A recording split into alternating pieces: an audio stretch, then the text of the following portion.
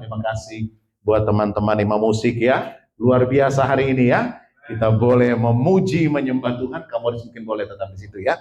Kita boleh sama-sama memuji, menyembah Tuhan ya. Semua karena anugerah Tuhan. Haleluya. Kita sudah ada di pertengahan tahun yang gak kerasa ya. Sudah ada di bulan Juni tahun 2026 ya. Lewati masalah tantangan apapun juga ya. Bahkan yang ada di dunia kerja, di dunia usaha ya. Bagaimana dolar sudah sampai 18 ya. Tapi iman kita terus naik. Amin. Tetap kuat, kita percaya Tuhan yang pelihara kehidupan kita. Amin. Masa depan kita tidak ditentukan oleh dolar, oleh kondisi ekonomi, tetapi ditentukan oleh firman Tuhan dan kehendaknya. Berikan tepuk tangan bagi Tuhan Yesus Kristus. Di tahun ini kita masih terus ada di dalam yang namanya pemuritan dan penginjilan. Kita akan belajar hari ini yaitu pentingnya ibadah. Katakan pentingnya ibadah. Ya. Katakan lagi kiri kanan, sudah tepat nih hari ini hadir di tempat ini ya. Karena ini berbicara mengenai ibadah ya. Ibrani 10 ayat yang ke-25. Ibrani pasal yang ke-10 ayat yang ke-25. Kita lihat sama-sama firman Tuhan ini. Ibrani 10 ayat yang ke-25.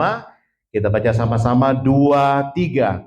Janganlah kita menjauhkan diri dari pertemuan-pertemuan ibadah kita seperti dibiasakan oleh beberapa orang, tetapi marilah kita saling menasehati dan semakin giat melakukannya menjelang hari Tuhan yang mendekat. Amin. Ternyata ya, penulis kitab Ibrani ini dan kondisi pada waktu itu ternyata banyak orang yang sudah mulai menjauhkan diri daripada pertemuan-pertemuan ibadah ya.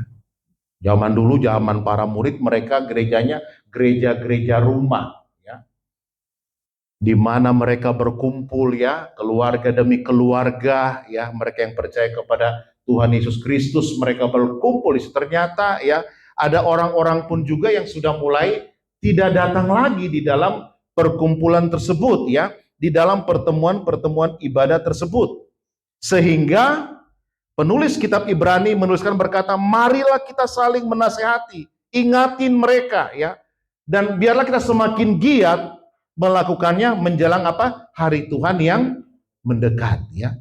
Jadi kalau sudah mau mendekat hari Tuhan ya, justru kita mesti makin rajin ya untuk beribadah, untuk bersekutu dengan Tuhan. Terlebih kita sebagai gereja ya, itu digambarkan kita sebagai mempelai wanita.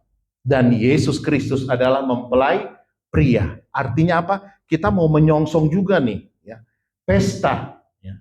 Jangan sampai Tuhan sudah siap sebagai mempelai pria, dilihat nih mana mempelai wanitanya nih gitu kan? Nggak ada persiapan, ya, kabur kemana-mana, ya. Ini mau menikah atau enggak gitu ceritanya gitu kan? Ini mau hadir nggak di dalam ibadah, di dalam pesta pernikahan kawin anak domba enggak? Tapi saya percaya setiap kita anak Tuhan ya yang hadir senantiasa di dalam ibadah, kita adalah orang-orang yang terus giat, amin, mempersiapkan diri untuk nanti menyongsong pernikahan anak domba Allah. Amin. Nah, kita lihat mengapa ada orang yang menjauhkan diri atau meremehkan ibadah. Mungkin ini beberapa alasan. Yang pertama karena mungkin bagi mereka ibadah itu tidak penting. Yang penting adalah selamat. Sudah percaya Yesus selamat, nggak perlu ibadah lagi. Karena mereka berpikir ya, dengan beribadah itu ya nanti baru selamat. Mereka berpikir ya cukuplah gitu kan. Sudah percaya Yesus sudah, gitu kan. Nggak perlu ibadah lagi. Padahal ya kita boleh menerima Yesus sebagai Tuhan dan Juru Selamat ya. Kita sudah belajar mengenai kehidupan yang kekal kan. Kehidupan kekal apa? Mengenal Tuhan. Kalau pengen mengenal Tuhan ya mesti dekat dengan orang tersebut. Kita mau kejar nih klien ya, customer nih, kayaknya ini dia ini duitnya gede bisa dipakai untuk investasi dan sebagainya. Bisa diajak kerja sama, pasti yang kita lakukan apa? Siapkan waktu ya, ajak dia ketemu ya. Kenal dia lebih lagi, kesukaannya apa ya. Bahkan mungkin kita kirimkan juga mungkin barang kesukaannya kah gitu kan. Kemudian ketika bertemu mungkin kita sudah berbicara mengenai hobi, akhirnya dia terkaget, oh Bapak tahu ya hobi saya ya. Dia nggak tahu nih, karena kita pengen kenal dia, kita mulai cari tahu terlebih dahulu nih, seperti apa orang ini, sehingga akhirnya jadi deal. Demikian juga dengan Tuhan, Bapak, Ibu, Saudara, kenali Tuhan lebih lagi. Amin. Ada orang berpikir juga bahwa ibadah hanya sebagai pelengkap dan absen bahwa saya sudah ibadah. Jadi jangan sampai kita jadikan ibadah juga kayak kita, Tuhan, saya sudah store muka ya. Jangan, amin. Tapi sungguh-sungguh dari hati kita yang mengasihi Tuhan. Karena kembali lagi kekristenan itu bukan agamawi, bukan. Ya. Kita datang ke tempat ini bukan supaya selamat, kita sudah selamat. Amin. Kita datang ke tempat ini juga bukan karena kita cari berkat, kita sudah diberkati. Motivasi hati kita hanya semata-mata karena kita mengasihi Tuhan. Dan puji Tuhan, kalau Bapak, Ibu, Saudara sore hari ini di tempat ini, saya percaya dari dasar hati yang mengasihi Tuhan, Bapak, Ibu ada di tempat ini. Amin. Ada juga orang berkata ibadah hanya menghabiskan waktu dan uang.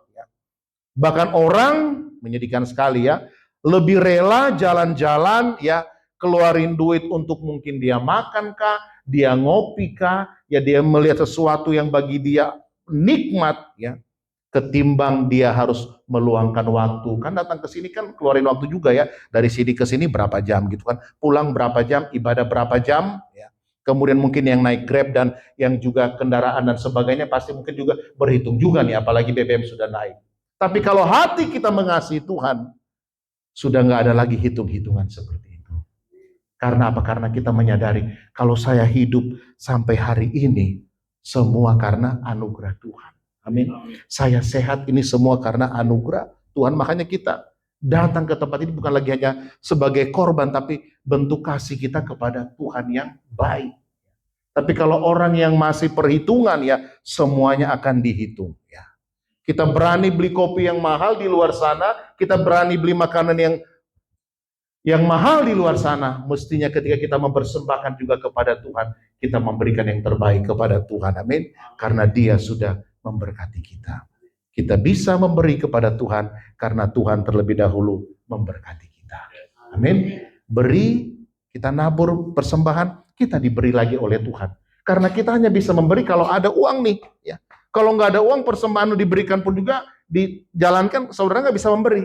Tapi kita bisa memberi karena Tuhan yang terlebih dahulu memberi kepada kita. Amin. Dan saya percaya Jemaat New Life Community Church, kita semua di tempat ini adalah pengelola keuangannya Tuhan. Ya, makin Tuhan lihat, wah ini orang bisa dipercaya dengan keuangan, dilimpahkan lagi keuangan, dilimpahkan lagi keuangan, dilimpahkan lagi keuangan. Merasa cukup ikut ibadah online, ada juga loh ya. Ada yang kebablasan juga, tidak masalah. Mungkin kalau mungkin sakit ya nggak bisa datang, nggak masalah. Tapi kalau kita sehat ya, kalau kita kuat, datanglah beribadah seperti ini, berkumpul bersama-sama dengan umat Tuhan. Ya, karena mungkin mereka berasa lebih praktis, nggak perlu keluar rumah, ya, nggak perlu ongkos, ya. Tapi mari ya, kita mau beribadah benar-benar seperti ini, amin. Berkumpul bersama-sama. Ketika tadi kan pujiannya wah luar biasa loh, kita bisa nyanyi, kita bisa wah menari gitu kan, wow, luar biasa kita menikmati hadirat Tuhan. Kalau di rumah kan kadang-kadang yang heboh yang di TV aja gitu kan, yang di handphone kita gitu kan, kita nggak mendapatkan nih atmosfernya gitu kan. Di tempat ini kita mendapatkan ya atmosfernya kebersamaan ya. Kemudian juga ada orang juga tidak mau beribadah karena apa? Tidak mau bersosialisasi ya, dan terlalu menjaga privacy. Agak sulit juga seperti ini ya. Orang-orang mungkin introvert dan sebagainya ya, mungkin punya trauma-trauma juga. Ntar kalau gua ketemu itu kan, ntar aduh macam-macam lagi itu kan, ketakutan-ketakutan orang kepoin kah, orang pinjamin duit kah, orang susahin gua, itu kan semua pemikiran-pemikiran orang. Tapi saya percaya kehadiran kita di tempat ini karena kita mau, amin, bersekutu bersama-sama dengan umat Tuhan. Amin. Nah, mengapa ibadah itu penting? Yang pertama, karena mengandung janji. Katakan mengandung janji. Bukan mengandung bawang ya, bikin nangis ya. Mengandung janji. Coba kita lihat 1 Timotius 4 ayat yang ke-8 nih ya.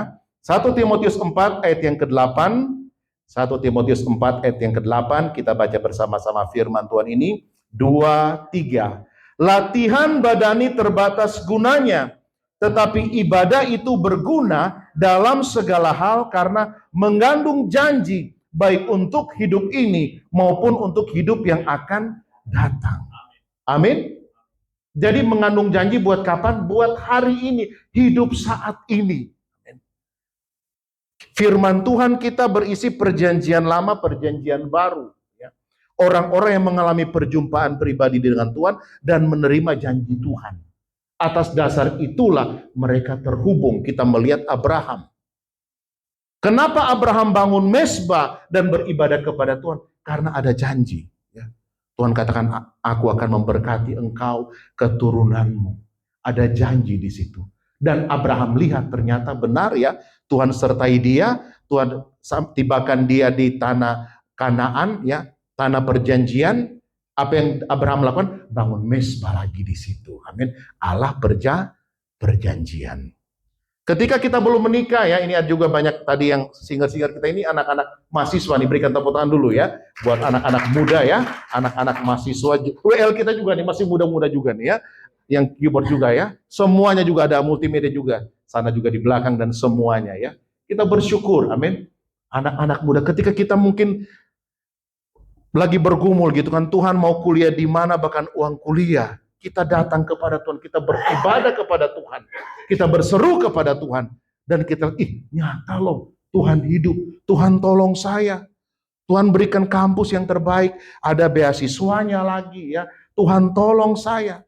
Itu bukti bahwa Tuhan itu menggenapi janjinya. Beberapa teman-teman kita di tempat ini, mereka dari Nusa Tenggara Timur, mereka dapat beasiswa Bapak Ibu Saudara. Dan puji Tuhan ada di tempat ini di Jakarta, mereka datang beribadah. Karena saya percaya mereka juga sadar ini semua karena anugerah Tuhan. Amin. Kita melihat 10 orang kusta disembuhkan oleh Tuhan, yang datang mengucap syukur 1 orang ya, menyedihkan sekali ya. Tapi saya mengucap syukur kita ada di tempat ini. Kita ini adalah orang-orang kustanya, orang-orang yang berdosa, yang sudah diselamatkan oleh Tuhan, dan kita datang beribadah kepada Tuhan, ucapan syukur kita kepada Tuhan. Amin. Kita berikan tepuk tangan dulu bagi Tuhan. Haleluya ya. Jadi mengandung janji untuk sekarang ya. Janjinya apa? Janji penyertaan ya. Penyertaan-Mu Tuhan ya. Segalanya bagiku. Jadi Tuhan itu menyertai kehidupan kita. Coba lihat ke belakang gitu kan. Yang dulu gitu kan bergumul, Tuhan berikan pasangan hidup Tuhan. Tuhan berikan, akhirnya kita bisa menikah loh ya. Kita pikir kita kan jomblo selamanya ya. Bersyukur itu anugerah Tuhan. Merindukan anak juga Tuhan. Tuhan karuniakan anak. Mengucap syukur juga itu janji Tuhan. Penyertaan Tuhan yang luar biasa. Kita mungkin masih kontrakan, kos-kosan. Bisa ada rumah, beli rumah. Bahkan mungkin tambah rumah juga. Itu bukti janji Tuhan, amin. Bukan nanti, tapi saat ini kita menggenapinya dalam kehidupan kita. Jadi mengandung janji. Kalau saya berikan mic ini kepada Bapak Ibu Saudara, ini banyak cerita nih dan kesaksian ya. Bagaimana karena Bapak Ibu Saudara konsisten gitu kan. Tidak main-main dengan Tuhan. Dan juga Tuhan tidak main-main dengan kita. Banyak orang hidupnya main-main ya. Kita lihat sih baik-baik aja gitu. Makin tambah kaya. Ternyata dia mempermainkan Tuhan ya, tinggal tunggu aja ya. Semuanya mau ke rompi orange, ke rompi kuning, ke rompi apa kayak. Ada mungkin berakhir dengan penjara dan sebagainya. Karena hidup main-main ya. Tapi saya percaya kita hidup benar, sungguh-sungguh dengan Tuhan ya. Hidup penyertaan Tuhan, penghiburan ya. Saya percaya kalau saya berikan juga mic ini kepada Bapak Ibu, pasti banyak cerita juga ya. Berapa banyak ketika mungkin kita datang di dalam pergumulan ya. Mulai dari kita di yang di Kuningan City ya, Wisma Stako ya. Coba ingat kembali bahkan sampai ke tempat ini. Mungkin saudara datang ibadah dengan sebuah pergumulan gitu kan. Tapi ketika firman Tuhan mulai disampaikan dan saudara mulai melakukan firman tersebut, saudara pegang, saudara alami mujizat Tuhan. Itu artinya apa? Ibadah itu mengandung janji saat ini. Amin. Saudara diberikan kekuatan oleh Tuhan. Saya pun juga ya, saya pendeta juga manusia ya. Sama seperti Bapak Ibu Saudara juga ya. Kadang-kadang gitu kan kalau lihat, waduh ini masih bisa jalan gak ibadah ini ya. Dengan kondisi keuangan yang. Tapi kembali lagi itu sebuah proses dan ujian juga buat saya. Bagaimana saya harus berharap kepada Tuhan. Dan mengucap syukur kalau saya juga boleh bersaksi. Karena saya juga belajar untuk mengandalkan Tuhan. Tuhan pelihara gerejanya sampai hari ini. Banyak gereja pun juga tutup Bapak Ibu Saudara, karena mungkin nggak kuat juga dengan operasional dan sebagainya. Tapi kalau saya mau katakan ini semua karena anugerah Tuhan ya. Banyak kali ya, saya kan nggak mungkin tunjukin kepada Bapak Ibu Saudara atau curhat gitu kan. Kondisi yang ada, tapi saya hanya curhat kepada Tuhan, berdoa, dan kadang-kadang ketika hamba Tuhan yang kita undang juga ke tempat ini berbicara, saya pun juga duduk seperti Bapak Ibu Saudara, saya terima kebenaran itu, saya percaya, saya lakukan gitu kan, dan itu memberikan kekuatan buat saya. Karena itu janji daripada Tuhan, bukan hanya untuk sekarang, tetapi juga untuk hidup yang akan datang. Artinya apa, Bapak Ibu Saudara ya? Berbicara mengenai kehidupan kekal nanti setelah kita meninggal, kita sudah nggak takut lagi. Banyak orang kalau kita bicara surga dan neraka nanti bilang, lu takut-takutin gua ya. Karena mereka masih mungkin hidup hidup masih abu-abu gitu, nggak sungguh-sungguh Pak Robert gitu kan. Lu kalau meninggal gimana? Aduh, gua nggak tahu nih gitu kan. Tapi kita yang senantiasa setia beribadah kepada Tuhan, kita tahu kemana arah langkah kita. Kesini aja kan kita kan mau beribadah kepada Tuhan, berjumpa dengan Tuhan. Berarti di kekekalan nanti, kehidupan akhir kita juga sudah tahu kita akan bersama-sama dengan Bapa di sorga, di langit baru dan bumi yang baru. Di sanalah nanti kita akan ada. Jadi kalau kehidupan Kristus seperti ini, kamu sangat jelas ya, sangat clear Bapak Ibu Saudara ya. Sangat jelas gitu kan, dari sekarang ini bahkan sampai nanti, sudah sangat jelas. Jadi kita ini adalah orang-orang yang berbahagia. Amin. Yang kedua, mengapa ibadah itu penting? Karena Tuhan layak disembah. Katakan, Tuhan layak disembah. Ya. Saya tadi ketika pujian penyembahan tadi di sini, saya hanya diperlihatkan seperti Daud gitu kan. Daud raja, Bapak Ibu Saudara. Kita lihat Daud yang sudah sukses lah ya. Daud raja, punya segala sesuatu. Tetapi Daud ya, dia tahu ada raja di atas segala raja. Dia tahu ada Tuhan. Kalau yang angkat dia sampai ke istana, Daud sadar ya, ini Tuhan. Amin. Ini Tuhan. Makanya ketika dia ada di puncak ya, keberhasilannya menggenapi janji Tuhan, dia tetap punya hati yang mengasihi Tuhan. Amin. Dia bangun, Bapak Ibu Saudara, bangun tenda ya. Untuk apa? Untuk worship. Bukan cuma buat dia sendiri, tapi supaya ini loh dia mau katakan sama bangsa Israel, saya ini alami Tuhan sampai jadi raja. Saya ini dikejar-kejar sama mertua juga nih ya. Musuh saya, musuh di dalam rumah juga mau bunuh saya. Tapi kalau saya boleh ada sampai hari ini, semua karena Tuhan. Makanya dia bawa bangsa Israel, dia bangun ya, Pondok Daud untuk apa? Bangsa Israel juga kenal Tuhan, menyembah Tuhan. Dia pengen bangun yang lebih megah lagi. Tapi Tuhan katakan apa? Tanganmu penuh dengan darah. Semua dana yang dibutuhkan untuk pembangunan Daud yang siapkan. Tetapi yang bangun siapa? Salomo. Karena hatinya rindu untuk apa? Untuk menyembah Tuhan. Bersekutu dengan Tuhan. Makanya Daud menulis, lebih baik satu hari di pelataranmu daripada 1000 hari di tempat lain.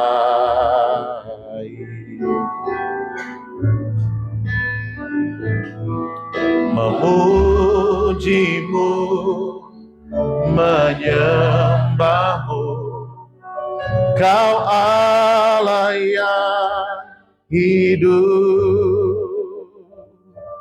dan menikmati semua kemurahan-Mu. Kerajaan-kerajaan ditaklukkan oleh Daud. Amin. Oh, dia dapat emas, perak, nama yang harum ya. Semua didapatkan oleh Daud ya. Tetapi hati Daud tetap menyembah Tuhan. Dia dapat harta, dia nggak menyembah harta, Bapak Ibu Saudara. Dia tahu yang kasih harta ini adalah Tuhan. Ya. Iblis ya, iblis mau kita hanya fokus kepada hal-hal duniawi. Mencari uang tanpa henti, bekerja tanpa henti, memuaskan mata dan keinginan hati tanpa henti.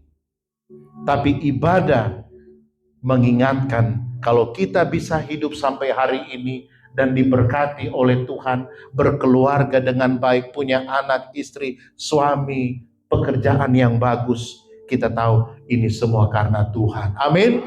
Kita boleh ada di tempat ini semua karena Tuhan. Amin. Kita tahu bersama-sama pekerjaan iblis datang untuk menggoda. Kita mungkin melihat gitu kan, teman-teman kita pun juga ya, ada orang-orang yang kita tahu dulu dia cinta Tuhan sekali. Dia dulu sangat beribadah sekali. Kenapa sekarang hilang dari peredaran gitu kan? Dulu pelayanannya luar biasa. Kenapa ini sudah nggak ada di orbitnya gitu kan? Sudah kemana nih ya muternya gitu kan? Kembali lagi, masuk di dalam jebakan daripada iblis. Apa jebakan iblis? Matius 4 ayat 8 sampai 10. Matius 4 ayat 8 sampai 10.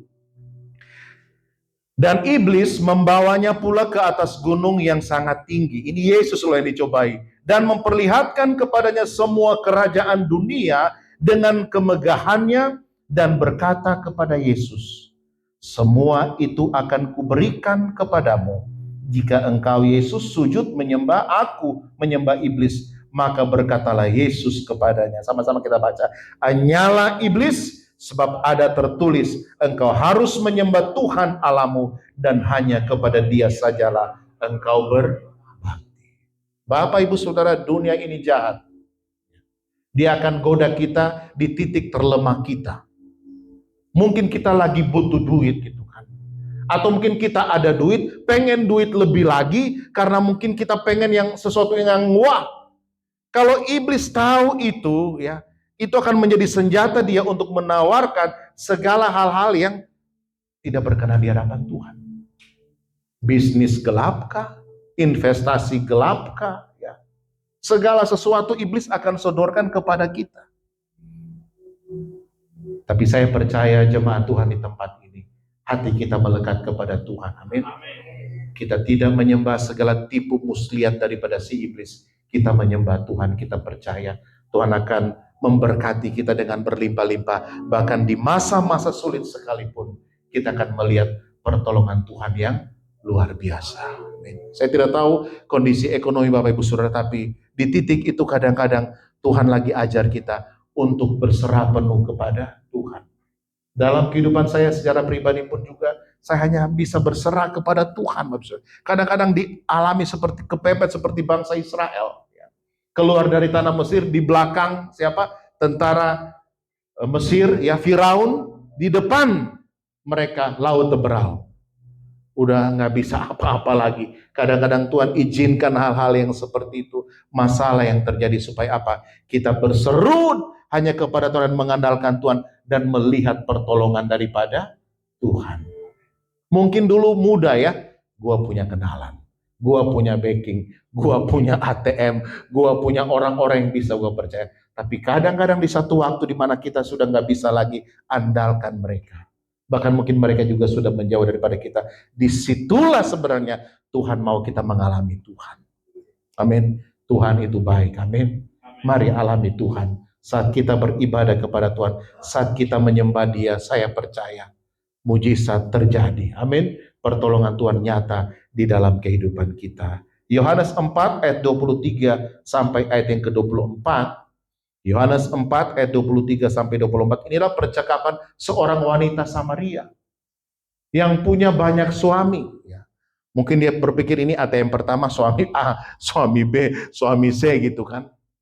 Kebutuhan hidupnya semuanya pasti dicukupi nih. Pokoknya banyak simpanan nih. Dia menjadi wanita simpanan beberapa pria.